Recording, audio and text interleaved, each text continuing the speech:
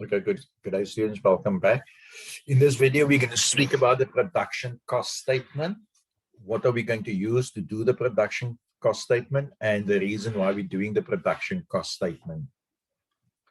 Well, in your PowerPoint notes, it explains that the production cost statement is used or drawn up to calculate the cost of production or the cost of goods produced.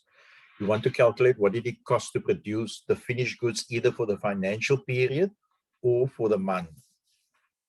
The following items are used: direct material issued to the factory, not purchased. So you have to work it out like in chapter 1, like in the ledger accounts when you did the material account. The same information you're going to use here. Then you must take the material used or issued and add it to direct labor or factory wages paid or production employees' wages. And you add those two items to applied MOH.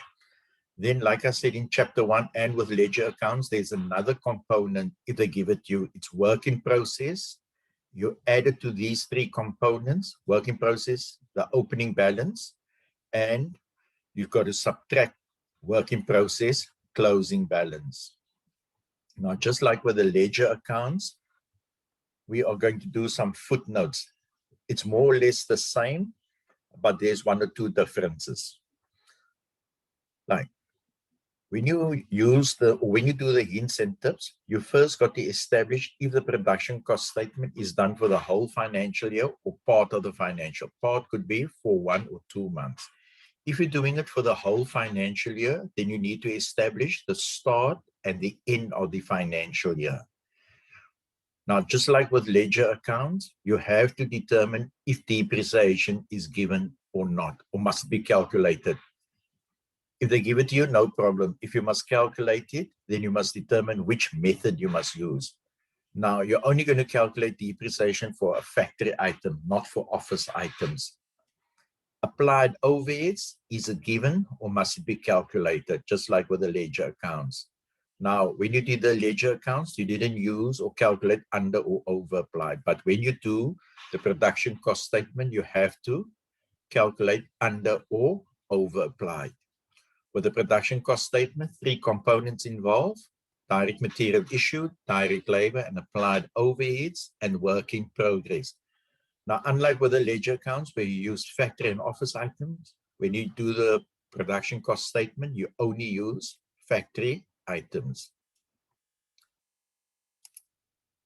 We're going to look at the layout. Now, I gave you all a layout of the production cost statement, and we did it in class. And we're going to look at the first cost component, which is direct material, raw material, or basic material. You take the opening stock at the start of the financial year, which was 100,000. You can add purchases to it. Now, they can either call it purchases or material bought or material received, whether it's cash or credit. Then you take other items like import duties, custom duties, railage. You add all these amounts up and you get to 156, and we call that stock or material available. Then there's 2 items you can deduct from the 156. It's your returns and it's your closing stock, the end balance. So you take 156 minus 10,000 minus 20,000, and there's the material you issued. So that is your first cost component. Right, now what do you add? You add the second cost component, which is direct labor or factory wages. So 126 plus 50 gives you 176,000, and we call that prime cost. Now, I spoke about under and over applied in your footnotes. Now you're going to see when you can do that in your footnotes. So here it comes. Now, this is the third cost component, your applied overheads, which is 20,000. Then you take into consideration your actual overheads that you pay to run the factory, like your supervisor's salary or indirect labor, your indirect material or secondary material used, your factory rent, your factory insurance, your factory depreciation, your electricity and water for the factory, your factory maintenance. These are all your factory expenses. And as you can see, there is no office expense, no office expenses.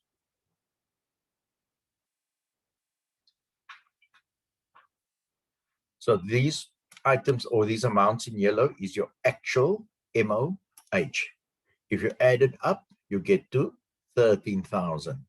Only now you can work out your under and over applied. So when you do your footnotes, you cannot do this in the beginning. You can only work this out when you've done your applied overheads and your actual overheads. To calculate under and over applied, you must compare your actual overheads with your applied overheads, and actual is always in brackets.